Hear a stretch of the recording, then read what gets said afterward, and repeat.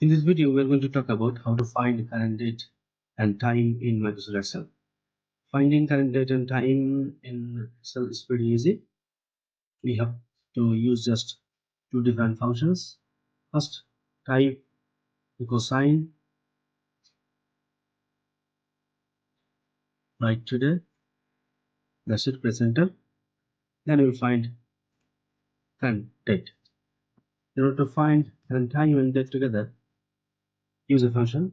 This is called now function. This is the function now. Bracket open, bracket close, press enter. See, here we have find current date and with time. However, the time is written in 24 hours format. If you don't like the function format, just press right click here, go to format cell, and you see the custom format is set for this output: month, day, year, hour, and minute. Right here, AM, PM. Yeah, the time is in 12-hour format. This is pretty nice. There is a shortcut in order to find current date, which is control and semicolon together.